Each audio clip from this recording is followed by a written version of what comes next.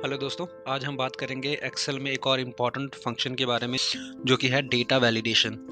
Data validation आपने पहले कभी यूज़ किया होगा या फिर आपने कहीं किसी रिपोर्ट में किसी एक्सेल में आपने देखा होगा एक ड्रॉप डाउन लिस्ट जो क्रिएट की होती है, वो डेटा वैलिडेशन के थ्रू ही होती है। तो आज हम इसको डिस्कस करेंगे और देखेंगे कि कैसे अप्लाई होता है। डेटा वैलिडेशन अप्लाई करने के लिए सबसे पहले आपको उसमें रेंज सेलेक्ट करनी होती है। तो मैंने ये एक रेंज सेलेक्ट करी है, B2 सेल जो है मैंने सेलेक्ट करके रखा हुआ है, जो कि हाईलाइट किया हुआ है। ठीक है, और उसके बाद मैं डेटा में जाऊँगा। डेटा वैलिडेशन का जो फीचर है वो आपको मिलेगा डेटा टैब में। डेटा टैब में जाएँगे आप, वहाँ पे मिलेगा आपको डेटा वैलिडेशन। ठीक है, और वहाँ पे जब क्लिक करेंगे तो आपको 3 ऑप्शन दिखाई देंगे। Data validation, circle, invalid data, clear validation circle. ठीक है, तो डेटा वैलिडेशन पे सिलेक्ट करेंगे पहले। डेटा वैलिडेशन पे मैंने सिलेक्ट किया है और मेरे पास ये डायलॉग बॉक्स ओपन होके आया है। इसमें आपको 3 ऑप्शन मिलते हैं, 3 टैब होंगी, सेटिंग्स, इनपुट मैसेज और एरर अलर्ट करके। ठीक है, हम सेटिंग्स में जाएंगे सबसे पहले और यहाँ पर मेरे पास है वैलिडेशन क्राइटेरिया। तो यहाँ पे जो ड्रॉप डाउन लिस्ट है, यहाँ पे मैं क्लिक करूँगा तो मेरे पास और सारे ऑप्शंस आ जाएंगे। ये वैलिडेशन क्राइटेरिया होते हैं, जिसमें से आप कोई भी क्राइटेरिया चूज कर सकते हैं। आपको वो नंबर देना है, डेसिमल देना है, लिस्ट है, डेट है, टाइम है। ठीक है, तो ये जो एनी वैल्यू ऑलरेडी सिलेक्टेड है, इसमें ये है बिना वैलिडेशन के थ्रू। ठीक है, तो एनी वैल्यू अगर सिलेक्टेड होता है तो आपका जो डेटा वैलिडेशन है कहीं अप्लाई नहीं हुआ है अभी।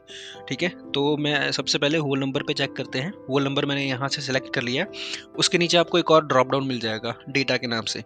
ठीक है, उस ड्रॉप डाउन में आपको और बहुत सारे ऑप्शंस मिल जाते हैं। तो एग्जांपल के लिए मैं आपको एक चीज़ सेलेक्ट करके बता देता हूँ। मैंने बिटवीन यहाँ पे सिलेक्ट कर लिया है और उसके नीचे मेरे पास 2 टेक्स्ट बॉक्स हैं, एक मिनिमम और एक मैक्सिमम। मिनिमम में जो है मैं वैल्यू देता हूँ 1 और मैक्सिमम में मैं वैल्यू दे देता हूँ 10 की। तो ये किस तरीके से काम करेगा कि इसमें क्या होगा, अगर मेरी जहाँ पे मैंने रेंज सेलेक्ट करके रखी हुई है, अगर वहाँ पर वैल्यू जो होती है न्यूमेरिक में होती है, नंबर्स में होती है, और वो वैल्यू अगर 1 से ज़्यादा होगी और 10, 1 से लेकर के 10 तक की अगर वैल्यू रहेगी, तो मेरा जो डेटा वैलिडेशन वहाँ पे काम करेगा। और अगर उससे ज़्यादा वैल्यू आती है, 10 से ज़्यादा या फिर 0 लिखता हूँ वहाँ पे, तो ये काम नहीं करेगा, मेरे को एरर दे देगा।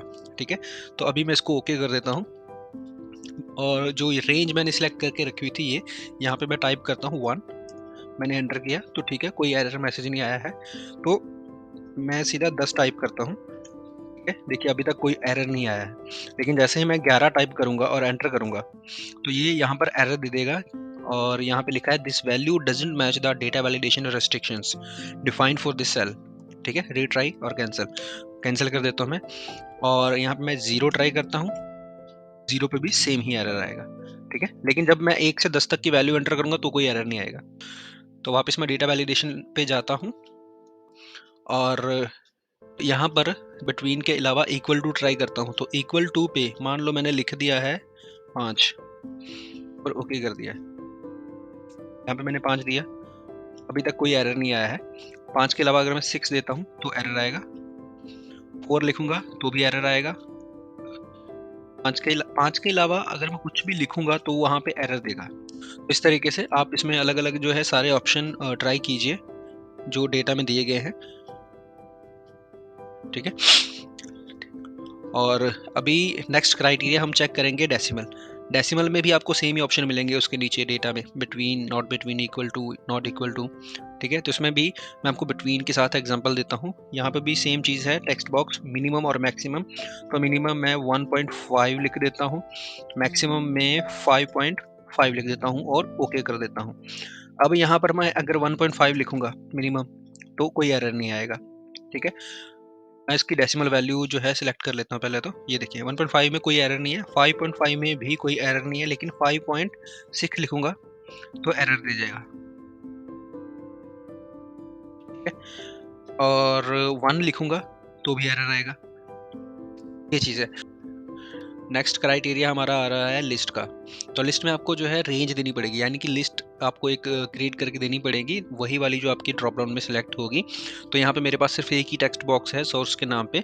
तो सबसे पहले मैं एक काम करता हूँ, कैंसिल कर देता हूँ इसको और एक एग्जांपल के लिए लिस्ट यहाँ पे क्रिएट कर लेता हूँ। जैसे मैंने डेट वाली लिस्ट क्रिएट करता हूँ, 2 जनवरी, 3, 4 जनवरी। ठीक है, ये मैंने एग्जांपल के लिए एक लिस्ट क्रिएट कर ली है। फिर से मैं डेटा में जाता हूँ, वैलिडेशन में गया और यहाँ पर मैंने सिलेक्ट कर ली लिस्ट। लिस्ट के बाद सोर्स वाले ऑप्शन में जा कर के मैंने ये वाली रेंज जो है पूरी सिलेक्ट कर ली 1 से 4 जनवरी तक की, इक्वल टू C7 से लेकर के C10 सेल तक है। इसको मैं ओके करता हूँ। यहाँ पर आप देखेंगे ड्रॉप डाउन का एक सिंबल बन के आ गया है। जैसे ही आप उस ड्रॉप डाउन वाले सिंबल पे क्लिक करेंगे तो आपको लिस्ट नज़र आ जाएगी, 1 जनवरी, 2 जनवरी, 3 जनवरी, जो हमने यहाँ पे बनाई है। तो इस तरीके से आपके पास कोई भी लिस्ट है, आप इसमें एक ड्रॉप डाउन लिस्ट क्रिएट कर सकते हैं। बट जैसे ही आप इसको 1 जनवरी को सिलेक्ट करेंगे, अगर आपके पास इस तरीके से डेटा आता है तो आपको उसका फॉर्मेट जो है चेंज करना पड़ेगा, फॉर्मेट सेल में जा करके।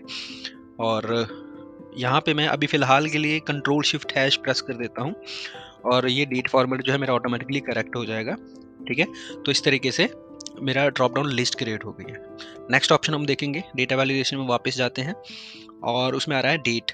डेट वाला क्राइटेरिया आप सिलेक्ट करते हैं तो उसमें भी आपको डेटा वाला टैब मिलेगा, उसमें भी आपको सेम ऑप्शन मिलेंगे जो हमें पहले मिले थे, between, not between, equal to, ये सारे ऑप्शन होते हैं। इसमें भी आपको मैं बिटवीन एज एग्जाम्पल दिखा देता हूँ। और यहाँ पे आपको मिलेगा स्टार्ट डेट और एंड डेट।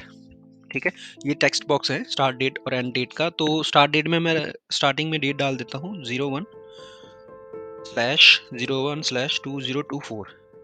ठीक है, मैंने 1 जनवरी लिख दिया है स्टार्ट डेट में और 20 जनवरी लिख देता हूँ एंडिंग डेट में 2024। ओके, ठीक है, अभी हमने 1 जनवरी और 20 जनवरी तक का उसको जो है डेट रेंज सेट कर दिया है। अगर मैं 1 जनवरी लिखूंगा तो कोई दिक्कत नहीं है, 15 जनवरी कोई दिक्कत नहीं है, 20 जन कोई दिक्कत नहीं। अब 21 जनवरी जब मैं लिखूंगा, ठीक है, और एंटर करूंगा तो ये मेरे पास एरर आएगा, क्योंकि हमने वहां पर जो रेंज दी है वो सिर्फ 1 जनवरी से 20 जनवरी तक की ही दी है। तो उसके अलावा कुछ भी वैल्यू आएगी, कुछ भी डेट आएगी तो यहाँ पे एरर दे देगा। ठीक है, नेक्स्ट ऑप्शन हम देखते हैं। ये डेट वाले ऑप्शन में जो बाकी सारे ऑप्शन है ना वो आप ट्राई कीजिएगा। और डेट के बाद आएगा टाइम। टाइम भी सेम ही तरीके से काम करेगा, इसमें भी आपको बिल्कुल सेम सेम ऑप्शंस मिलेंगे सारे। तो इसमें भी आपको मैं एक बिटवीन के एग्जांपल के साथ ही बता देता हूँ। यहाँ पे स्टार्ट टाइम में मैंने लिखा है 1 आवर, एंडिंग टाइम में लिखता हूँ मैं 2 आवर, और मैं कर देता हूँ इसको ओके। अब यहाँ पे मैं 1 आवर लिखूंगा, कोई प्रॉब्लम नहीं है, 2 आवर लिखूंगा कुछ नहीं आएगा। लेकिन जैसे मैं 2 आवर 1 मिनट लिखता हूँ, एंटर करता हूँ, तो ये एरर दे देगा। ठीक है, इस तरीके से ये टाइम का भी जो क्राइटेरिया है वो काम करेगा। नेक्स्ट आता है टेक्स्ट लेंथ। टेक्स्ट लेंथ वाला जो क्राइटेरिया रहेगा, इसमें भी आपको सेम ऑप्शन मिलेंगे, between, not between, equal to. ठीक है, मिनिमम टेक्स्ट लेंथ जो है मिनिमम कितनी होनी चाहिए, मिनिमम होनी चाहिए 5 की। मैक्सिमम कितनी होनी चाहिए, मैक्सिमम होनी चाहिए मान लो 6 की लिख देता हूँ मैं। ठीक है, ओके कर देता हूँ। यहाँ पे मैंने लिखा 1 2 3 4। हमने मिनिमम वैल्यू वहाँ पे क्या दी थी कि मिनिमम टेक्स्ट की जो वैल्यू होनी चाहिए वो होनी चाहिए 5, यानी कि मिनिमम लेटर्स जो होने चाहिए 5 होने चाहिए। लेकिन मैंने 4 लेटर्स टाइप किए तो एरर आ गया। अब मैं लिखता हूँ QWERT, मैंने 5 लेटर टाइप कर दिए, कोई एरर नहीं आया। ठीक है, QWERTY 6 लेटर पे कोई एरर नहीं है। 1 2 3 4 5 6 7 7वें कैरेक्टर पे यहाँ पे एरर आना स्टार्ट हो जाएगा। ठीक है, क्योंकि यहाँ पर हमारी जो वैल्यू थी वो थी मिनिमम 5 और मैक्सिमम 6। तो मिनिमम 5 कैरेक्टर होने चाहिए, मैक्सिमम 6 कैरेक्टर ही होने चाहिए। उसके बाद जो है अगर कुछ भी आता है तो वो एरर आएगा। तो नेक्स्ट जो है हमारा लास्ट ऑप्शन बचता है कस्टम। कस्टम में आप एक फॉर्मूला जो है इसमें अप्लाई कर सकते हैं। एग्जाम्पल के बेस पे मैं आपको बताता हूँ, is equal two is text लगाता हूँ मैं, is equal two is text bracket open, मैंने रेंज दी इसको B2 वाली यूज कर देता हूँ। तो यहाँ पे अभी मैं टाइप करता हूँ टेक्स्ट में कुछ भी ASDFGHJ, एंटर करता हूँ, कोई एरर नहीं आया है। यानी कि मैंने टेक्स्ट कुछ भी टाइप कर सकता हूँ, लिख सकता हूँ, कोई एरर नहीं आएगा। लेकिन जैसे ही मैं न्यूमेरिक टाइप करूँगा 1, तो यहाँ पे एरर आ जाएगा। देख सकते हैं आप, न्यूमेरिक कोई भी टाइप कर रहा हूँ तो एरर आ रहा है। वो इसलिए आ रहा है कि हमने वहाँ पे कंडीशन यही अप्लाई की हुई है कि अगर ये यहाँ पे टेक्स्ट आता है तो कोई एरर नहीं आएगा, अदरवाइज एरर देगा। ठीक है, यहाँ पे हमने ये कस्टम वाला ऑप्शन आप यूज़ कर सकते हैं। इसके अलावा फॉर्मूला वाला जो ये टेक्स्ट बॉक्स होगा ना, इसमें मैंने अभी फिलहाल इज टेक्स्ट लगाया है, बट आप इसमें कोई भी फॉर्मूला जो है अप्लाई कर सकते हैं। आपको थोड़ी सी प्रैक्टिस करने की ज़रूरत पड़ेगी इसमें। ठीक है, काउंट इफ भी लगा सकते हैं आप, कोई भी कंडीशन देनी हो आप वो जो इसमें अप्लाई कर सकते हैं।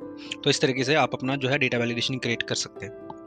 तो डेटा वैलिडेशन तो हमने कर लिया है। अभी हम बात करते हैं इनपुट मैसेज और एरर अलर्ट की। इनपुट मैसेज में है, अगर आप देखेंगे यहाँ पे दो ऑप्शन मिलते हैं, टाइटल और इनपुट मैसेज। टाइटल में मैं लिख देता हूँ वेलकम, इनपुट मैसेज में लिख देता हूँ दिस इज वेलकम मैसेज, और मैं ओके कर देता हूँ। ये सिर्फ एग्जांपल के लिए है। तो जैसे मैंने अपना कर्सर यहाँ पे रखा सिलेक्टेड रेंज में, तो वहाँ पे देखिए टाइटल भी आ गया है मेरे पास और मैसेज भी आ गया है, welcome, this is a welcome message.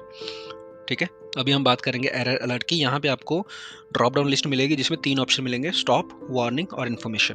तीनों के सिंबल अलग अलग होंगे, स्टॉप, वार्निंग और इन्फॉर्मेशन। स्टॉप सेलेक्ट करता हूँ मैं पहले, टाइटल इसमें देता हूँ डोंट राइट, एरर मैसेज देता हूँ प्लीज डोंट एंटर। ठीक है, मैंने एग्जांपल के लिए ये लिख लिया, ओके कर दिया। और जैसे ही मैं सिलेक्टेड रेंज पे जाता हूँ, न्यूमेरिक टाइप करता हूँ, क्योंकि लास्ट हमने कंडीशन लगाई थी ना टेक्स्ट की और न्यूमेरिक की, तो वो अभी तक वहाँ पे अप्लाई हुई है। ठीक है, इसने एरर दिया है, लेकिन इस बार इसने मॉडिफाई एरर दिया है, जो हमने अभी वहाँ पे लिखा ना डोंट राइट टाइटल में, प्लीज डोंट एंटर जो है मैसेज बॉक्स में दिया था। तो इस तरीके से आप अपना जो एरर है वो भी मॉडिफाई कर सकते हैं, कस्टमाइज कर सकते हैं। ठीक है दोस्तों, आज की वीडियो में इतना ही। ये डेटा वैलिडेशन थी, आप इसको अप्लाई कीजिए अपने डेटा के अकॉर्डिंग, रिक्वायरमेंट के अकॉर्डिंग। और अगर आपने चैनल को सब्सक्राइब नहीं किया है तो आप हमारे चैनल को सब्सक्राइब कर लीजिए और बेल आइकन को प्रेस कर दीजिए ताकि कोई इंपॉर्टेंट वीडियो आपसे मिस ना हो। Thanks for watching the video. Bye bye, take care.